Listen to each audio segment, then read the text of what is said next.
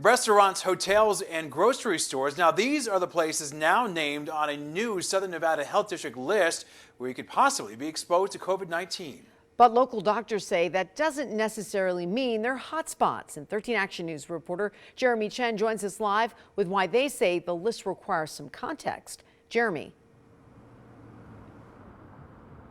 Yeah, Todd and Tricia, that list is new information being put out by the Southern Nevada Health District showing pretty much where people who tested positive for COVID were 2 weeks before. But local doctors say that doesn't mean those are going to be places you'll catch COVID.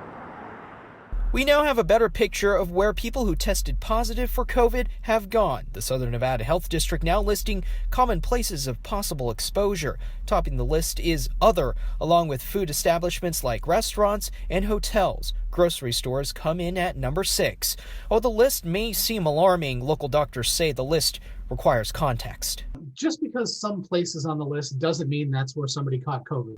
UNLV health professor Dr. Brian Labus says the list shows where people visited in the 2 weeks before they tested positive. It doesn't tell us that they acquired it at any one of these places. It doesn't say there is increased or decreased risk or anything because we don't know that people caught COVID at any one of these establishments.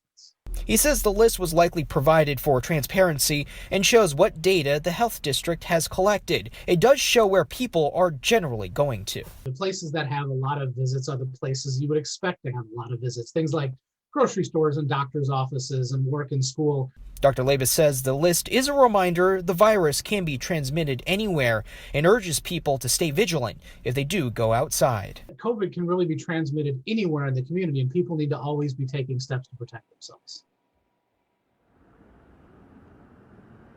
And as Dr. Brian Labus mentioned, if you're going to be planning on go outside, make sure you wash your hands, social distance, and of course, mask up. Jeremy Chen, 13 Action News.